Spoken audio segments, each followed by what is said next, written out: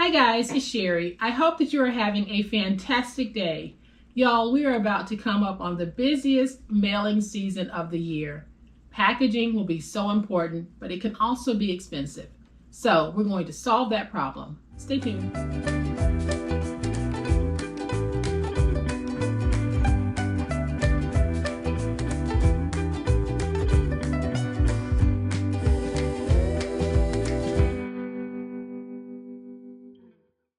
Welcome to my channel. I am so glad that you decided to stop by because today we're going to do something fantastic. It's not going to be anything dressy. It is going to be something extremely practical.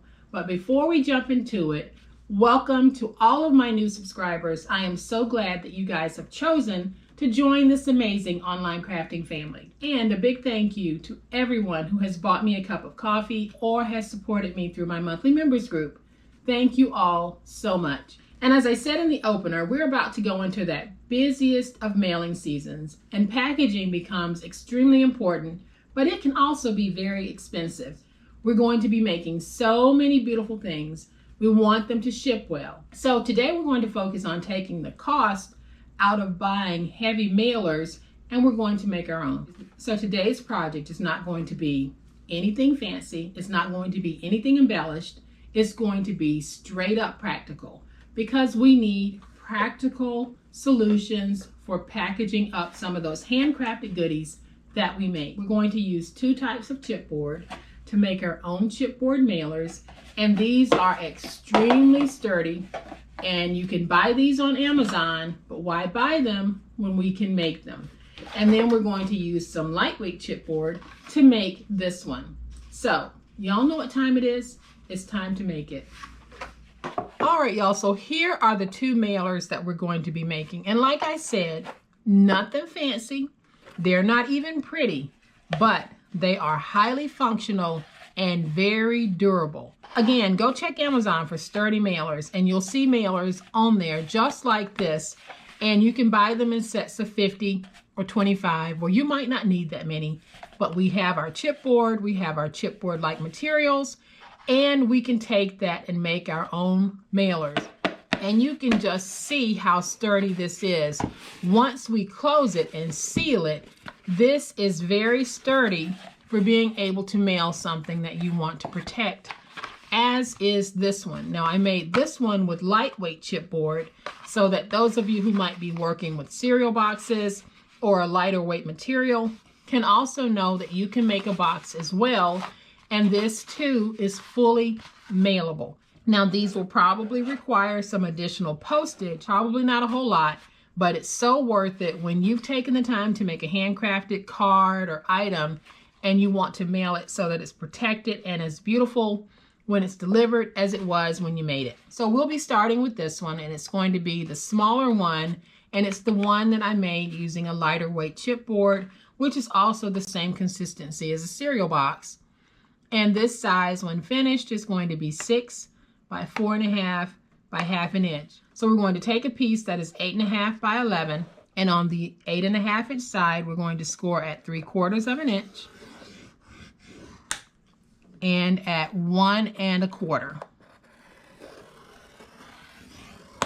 Then we'll flip it to the opposite side and do the same thing. So we're going to score at 3/4 inch and at 1 1/4.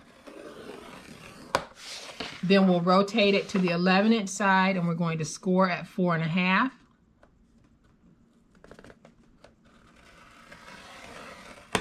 And at 5. Then we'll score at 9.5 and at 10.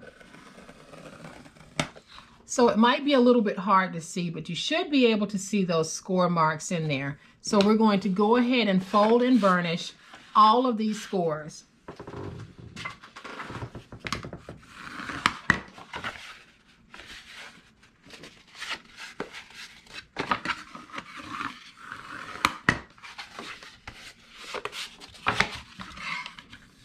And I'm just doing a medium to lightweight burnishing, not really bearing down too hard. So let's do all of these score marks. And now that we have all of our score marks made, here is what we're going to need to do. So here at the bottom, we are going to get rid of all of those pieces. So we're going to go in across here and we're going to cut down. We'll come in across here and we'll cut down. So before we do that, let's just go ahead and free the tabs, and that'll make it easier for you to understand what I'm about to do. So if I fold this up like this, I'll have a score mark, drag out, and then move over to the next score mark and drag out. So when you cut, you're going to be cutting out like this.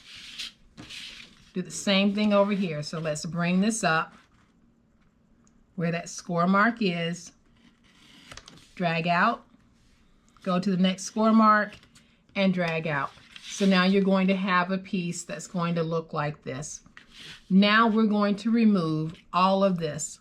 So go ahead and take your scissors or your finger blade and follow that score mark down to remove this piece. Then we're going to shorten this. And then I'm going to bring in my scissors for this piece because I just want to angle. And because it's such a small piece, if I try angling with my finger blade, I might actually tear it. So then I'm just going to cut that in half. And we'll do the same thing here.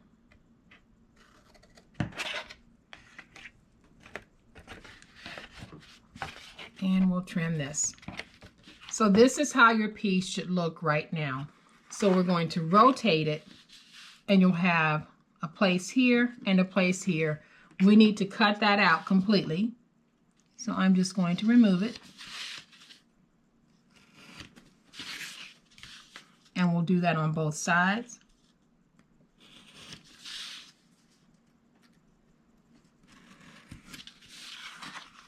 And now you're going to have a piece that looks like this. Now we have this inside tab right here. Let's go up to the second score mark and drag straight down. Do it on both sides. So now you're going to have this. We're going to go ahead and reduce this. And your piece is going to look like this. Now I'm going to take my scissors again and just angle those tabs just a little bit. And a lot of you have asked why I don't use scissors more often versus my finger blade, because I am not very efficient with scissors. I am much better with my finger blade, so I use that because that is what I basically feel most comfortable using. So here's our mailer. That's all we have to do. So if you want to go ahead and make up bunches of these because you know you're going to be making quite a few cards that need to be mailed, why not just go ahead and make them and flat fold them until you're ready to use them? Like I said, it ain't going to be pretty, but it's going to be functional. So we're going to take this and we're going to put this box together. And when you're doing yours, please put it together with glue. For this project, I would not use tape. I am using Reptile adhesive on my project. Whatever glue you're choosing to use is going to be totally up to you, but glue is the best thing for this particular project. So I have placed glue on the tabs. I'm also going to place glue on this part, and I'm not being stingy with my glue. And I'm going to place glue on this part. We'll take those tabs, fold them up, tuck them in, and we can bring this up like this. Now you want to go in, make sure you have everything nice, tight, and straight. And we'll come over to this side and do the same thing. We want everything to be nice, tight, and straight. And now we have a 6 by 4.5 by 1/2 inch mailable. When you're ready to mail it, all you need to do is fold this in, fold this over, and I would glue this down. I would not add tape to this. I would actually take my reptile and glue it down. All right, so now we're going to make the one that is 8 by 4.5 by 1. This is the one that we're making with a medium weight chipboard, but when using it on this box and folding it the way that we're folding it, it actually feels like a heavyweight chipboard. So you can definitely take these and make your own boxes. And y'all, it's not pretty, but it gets the job done. So we're going to take our 12 by 12 piece of medium weight chipboard, and we are going to make some light pass-throughs with our scoring blade. So that's the reason why I'm showing you this one as well, because how we actually get our score marks in are slightly different from how we did the lighter weight. So we're going to take this, and on one side I'm going to score it using my scoring blade, and it's going to be a very light pass-through. I'm scoring it at 2, and it's a very thin score. Then I'm going to slide it over, and we're going to score it at 1. And we're going to do the same thing by getting that very light pass-through. I'm not putting any weight at all. Then I'm just going to rotate it and repeat that process. So on the opposite end of where I made the first set of scores, we're going to move it to 2, score, and then we'll slide it over to 1 and score. Then we're going to take it and turn it to the 12-inch side, and our score marks will be running this way. And now we're going to score this at 4.5. Very light pass through. And then we'll slide this end over to 5.5. And we're going to score. Then we'll slide this end over to 10. And we're going to score. And then we'll slide that point over to 11. And we're going to score. So now that we've made all of our scores with our trimming blade, we're just going to take this on all of those score marks and just bend. So everywhere you have that score, just bend. We're not bending all the way through. We are just bending like this.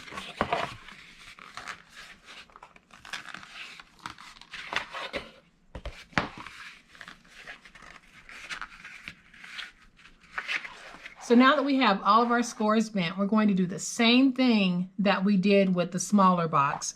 We're going to get rid of this section all together, and it's going to start by going in on that already pre-scored tab, and we're going to just free up that tab. There we go. And then we'll remove these two pieces.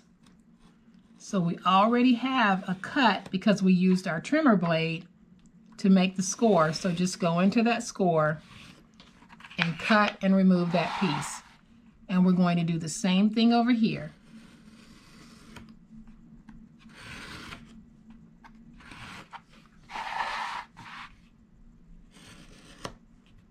And we're just removing this piece all together. And then we'll free the tab by cutting this piece. And then we're going to reduce the tab by removing that piece and removing this piece. And now we'll turn it, and we're going to do exactly what we did on the smaller one. We have these two corner squares here. We're going to remove those.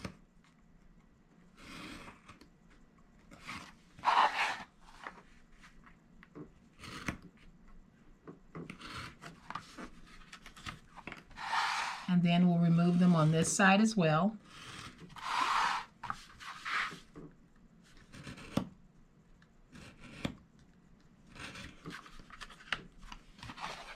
And so far your piece should look like this. Now we'll go up to the second score mark and free the tab.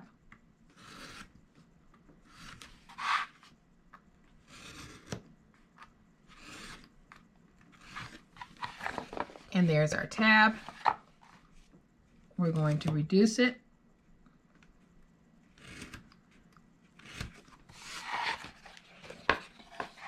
And then we'll reduce it over here.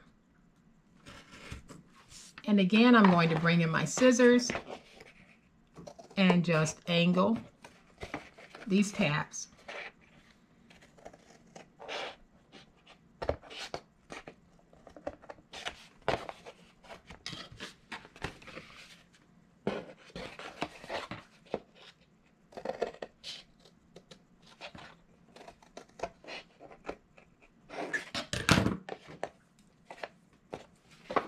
And now that I've angled them, I think I'm going to reduce them just a little bit more in size.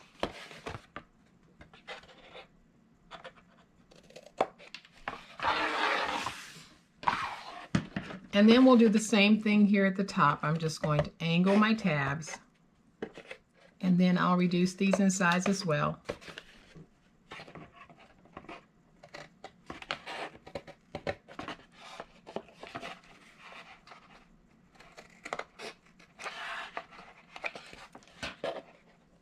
So now we have all of our tabs cut out.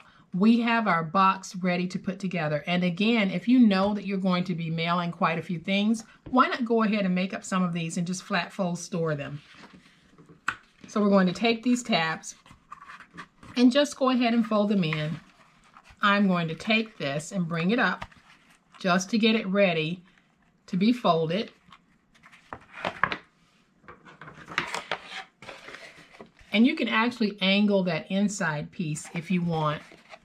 I'm going to go ahead and just do that. It's not really necessary, but if you want, you can. And so I'm sure that you guys have seen some of those mailers. You probably had some delivered to your homes, the larger ones. This is exactly how they are constructed. So this is designed to really support what you place inside. So we're going to take our glue. We're going to go ahead and just put some glue there, and then again we're going to place our glue right here. Do not be stingy with that glue because you want to make sure this box is going to stay together.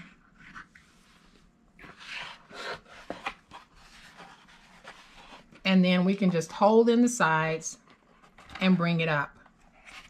So once you bring it up, then you can start making sure that you have the right shape. So push it in here at the bottom, go on the inside, make sure you're getting a good stick.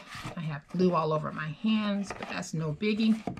Then we'll do the same thing over here. We're going to push it in at the bottom, make sure we bring it up and we've got it nice and squared.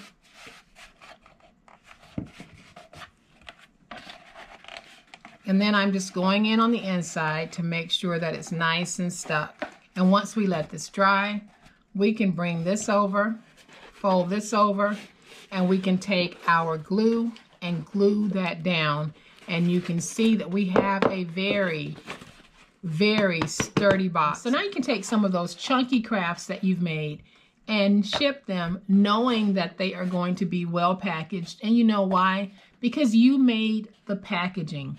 You actually are going to be constructing your own sturdy mailing boxes instead of going to the store or going to Amazon or wherever it is you might want to purchase a box. Pull out a piece of your chipboard, pull out a cereal box, whatever it is you want to use, and turn that into a mailable. So I'm going to say it one more time. Y'all, they ain't pretty, but they are so practical and they will get the job done. So guys, I hope that you have liked this fun, quick, and easy way to make your own sturdy mailing boxes. If you have, please hit the like button. If you are not a subscriber to my channel, I would love to have you join this amazing online crafting family. You guys, as always, please be safe, be kind, happy crafting, and we'll chat later. Bye.